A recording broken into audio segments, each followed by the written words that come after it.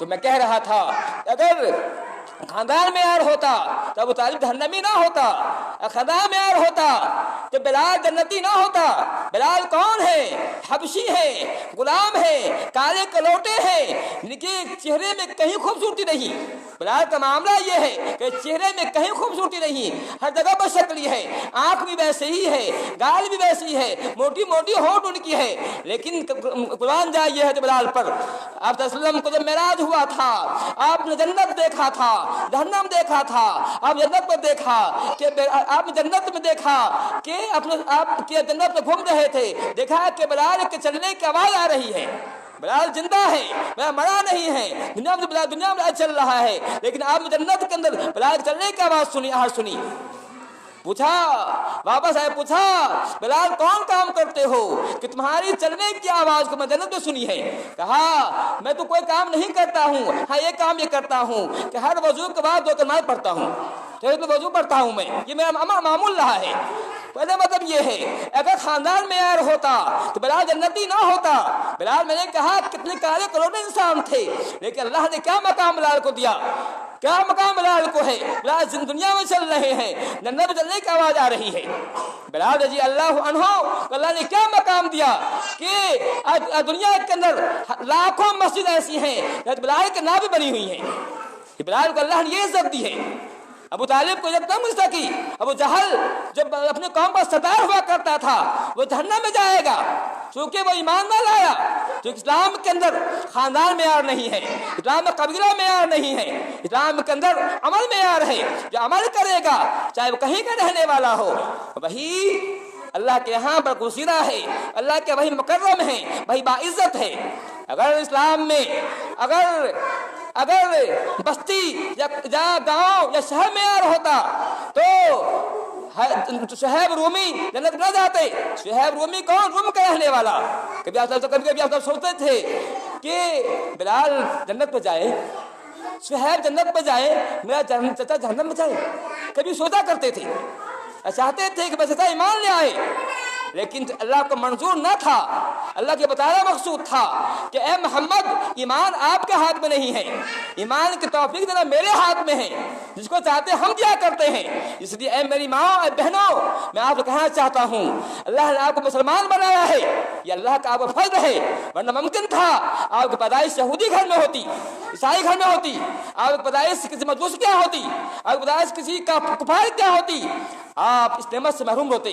اگر اللہ نے آپ کو مسلمان بنایا ہے شکر ادا کیجئے، شکر اس کا یہ ہے کہ نماز کی پابندی کیجئے، دیندار بنیے، صالح بنیے، ورنہ آپ یہ مت سمجھیے کسی مسلمان ہونا کافی نہیں ہے، خاندان پیدا ہونا کافی نہیں ہے، یہ اللہ کا احسان ہم پہ ہے۔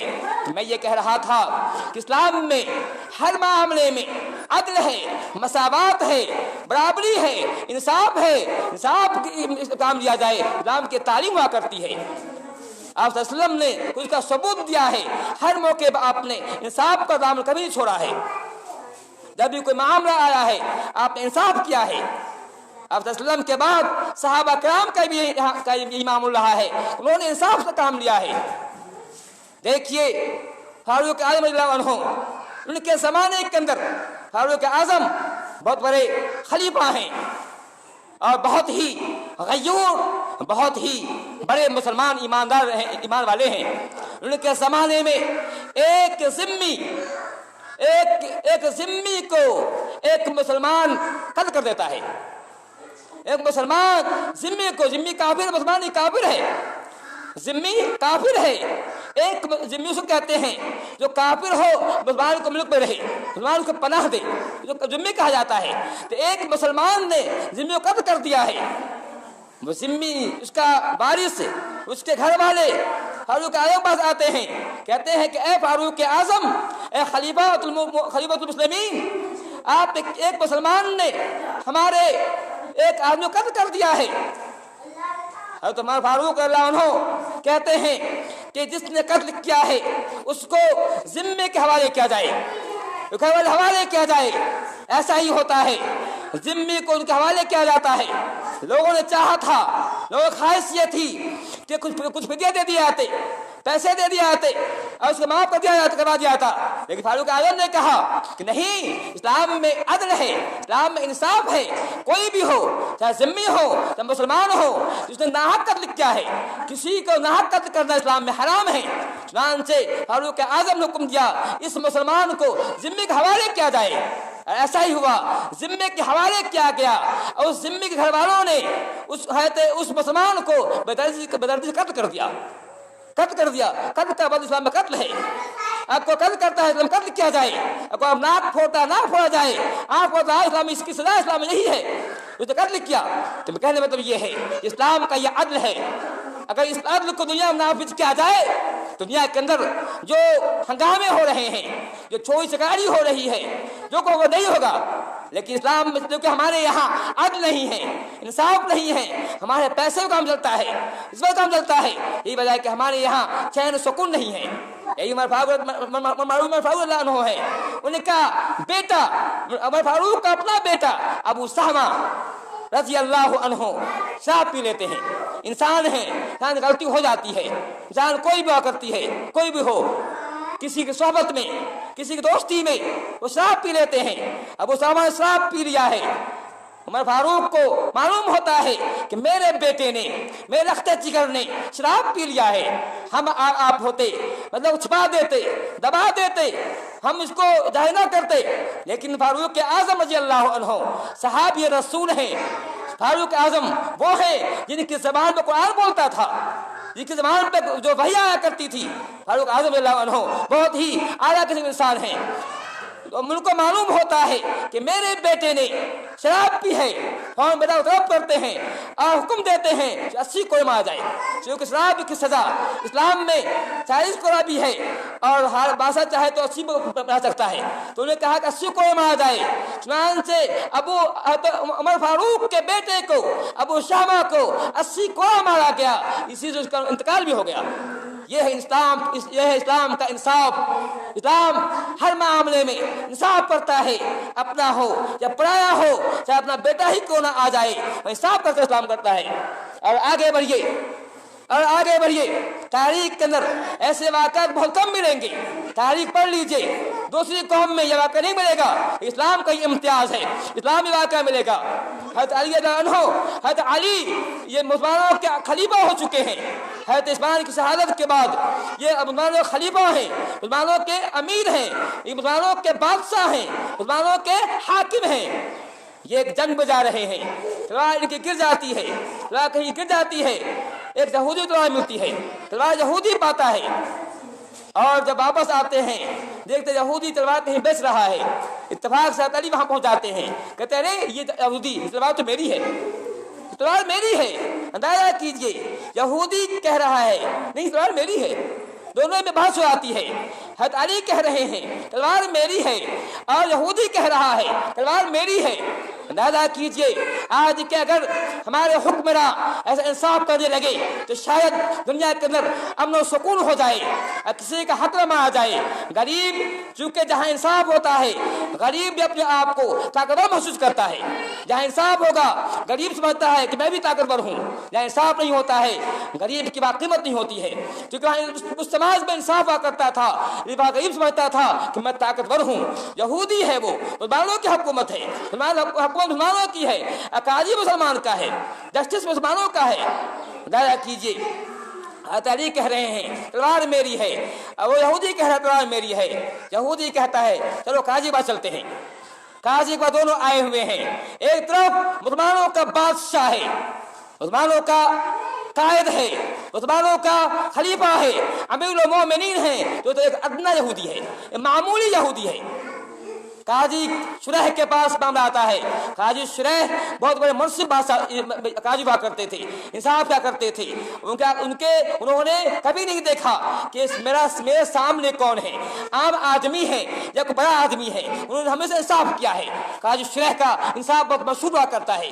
काजी शुरह के पास दोनों आए हुए हैं। एक तरफ मुसलमानों का बादशाह है, मुसलमानों का खलीफा है, तो एक मामूली यहूदी है। अली कहते हैं कि ये तलवार मेरी है। यहूदी कहता है तलवार मेरी है और तलवार यहूदी के हाथ में है। काजी सुलह कहते हैं, ए अली गवाह पेश करो कि तलवार तुम्हारी है। हज़रत अली फौरन अपने बेटे हसन को पेश करते हैं और फिर अपने गुलाम को पेश करते हैं। काजी सुलह कहते हैं कि ए अली, आपको मालूम नहीं बाप के हक में बेटे की गवाही कबूल नहीं होती है, बाप के हक में बेटे की गवाही कबूल नहीं होती, ये गवाही पूरी आपकी नहीं हुई, कोई और गवाह पेश कीजिए। कहा कोई और गवाह नहीं है, मैं कोई था ही नहीं है, सिर्फ मेरा बेटा हसन था, मेरा गुलाम था। कहा इस्लामी कानून के निगाह से बाप के हक में बेटे की गवाही कबूल नहीं की जाती है, आज गवाही पूरी नहीं हुई, ये इसलिए तलवार यहूदी की है। कहते हैं ये तलवार शुरू के गवाही पूरी आपको नहीं हुई, गवाह आपने पेश नहीं किया, गवाह नहीं पेश कर सके, ये इसलिए तलवार यहूदी की है। और काजी शुरैह इस तलवार को यहूदी कहा देते हैं कि यहूदी तलवार लो, चूंकि अली के पास गवाह नहीं है, ये तलवार उनकी नहीं है। जब एक यहूदी ने देखा कि इस मुंसिफ काजी ने कितना अच्छा फैसला किया है, तो उसने कहा था कसम अल्लाह की ये दीन जो है गालिब रहेगा, ये दीन हक दीन है जिसमें इतना बड़ा इंसाफ हो कि अपने ही हाकिम के खिलाफ उनका अपराध नहीं फैसला करे। इसका मतलब एक दीन बिल्कुल हक है। तो वो यहूदी कहता है कि ए अली, आप अपने काजी के पास लाए थे, समझ रहे थे कि फैसला मेरे हक में होगा, लेकिन फैसला तो मेरे हक किया है, जाइए ये तलवार आप ही की है, तलवार मेरी नहीं है, तलवार मैंने पाया था। और वहीं पर वो काजी वहीं पर यहूदी मुसलमान हो जाता है और फिर वो जंग में जाता है, जंग में मुक जाता है, वो शहीद हो जाता है। इस आदमी को एक वक्त नमाज पढ़ने का नहीं मिलता है, एक वक्त नमाज पढ़ने का नहीं मिलता है, सिर्फ मुसलमान हुआ है, शहीद और जन्नती हो जाता है। ये कहने मतलब ये है इस्लाम ने हर मौके पर इंसाफ का सबूत दिया है, चाहे अपना हो या पराया हो। यही वजह है कि फरमाते हैं क़यामत के दिन इतनी तेज धूप होगी, इतनी तेज धूप होगी, सूरज जो है 1 मील के फासले पर होगी, 1 मील मतलब लोग अब हाथ से सूरज छुएंगे, सूरज बिल्कुल करीब होगा, सूरज बिल्कुल नजदीक होगा। उस दिन जो है 7 लाख लोग अल्लाह का साए में होंगे, उस दिन लोग पसीने में डूबे होंगे, किसी का पसीना नाक तक होगा, किसी का पसीना छाती तक होगा, अमल के एतबार से ये मामला होगा। उस दिन जो है 7 लाख लोग अर्श के साए में होंगे, उसमें इमाम आदिल भी होगा, नहीं वो इमाम इंसाफ करता है, इंसाफ करने वाला काजी, इंसाफ करने वाला हाकिम, इंसाफ करने वाला सरपंच, इंसाफ करने जो भी हो, जज हो, इंसाफ करता है, वो क़यामत के दिन अल्लाह ताला के अर्श के साए में होगा। अल्लाह से दुआ अल्लाह ताला हमें जो है उन लोग बनाए कि हम भी हर मामले में इंसाफ करें। चाहे मामला घर का मामला हो, घर के अंदर भी जरूरी है कि इंसाफ किया जाए।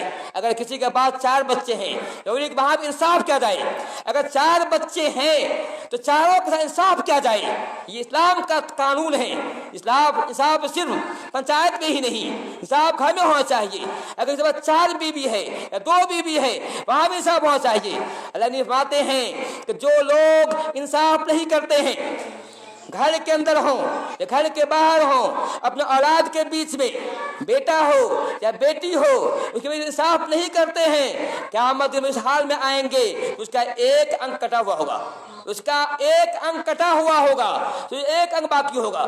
जो इंसाफ नहीं करते हैं, क़यामत के दिन इस हाल में आएंगे कि उसका 1 अंग पूरा कटा हुआ होगा, पूरा आधा इंसान होगा, ऐसे आएगा। क्या हम चाहते हैं कि क़यामत दिन ऐसे आए कि हम इस हाल में आए कि हमारा 1 अंग कटा हुआ हो? अगर ऐसी बात है तो फिर इंसाफ मत कीजिए। अगर चाहते हैं कि क़यामत के दिन अब इस हाल में आए कि आप बिल्कुल बहुत ही खूबसूरत हो, अच्छी शक्ल में हो, अच्छी हालत में हो, इंसाफ से काम लीजिए। मुस्लिम शरीफ की हदीस है, अल्लाह नबी फरमाते हैं कि क़यामत के दिन इंसाफ करने वाले नूर के मिंबर पर होंगे। नूर का अल्लाह मिंबर बनाएगा, रोशनी का मिंबर बनाएगा। अल्लाह ताला हर बात पर कादिर है, अल्लाह ताला जो चाहे कर सकता है। अल्लाह ताला नूर का मिंबर बनाएगा, इंसाफ करने वाले नूर के मिंबर पर विराजमान होंगे। इस बात की अलामत होगी कि इंसाफ करता था। इंसाफ करने वाले की ये अहमियत है, ये बरतरी है। तो मैं ये कह रहा था कि इस्लाम में मसावात है, इस्लाम में बराबरी है, अदल है। इससे कोई ये ना समझे कि औरत में मर्द में भी इंसाफ होना चाहिए।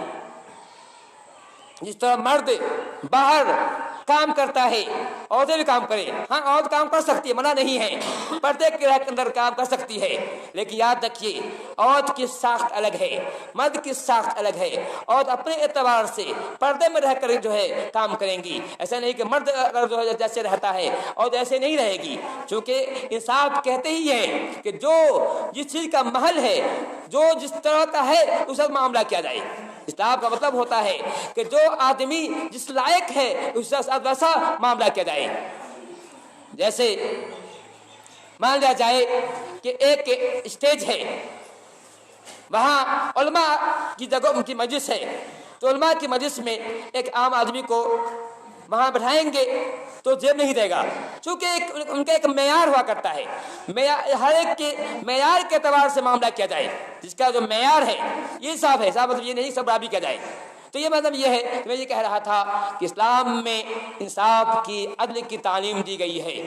तो हमें चाहिए कि हम भी हर मामले में इंसाफ और अदल से काम लें, घर के अंदर भी घर के बाहर भी इंसाफ से काम लें। ऐसा करते हैं अल्लाह ताला के हम प्यारे हैं, वरना हम अल्लाह ताला के हम मबूज हैं। अल्लाह ताला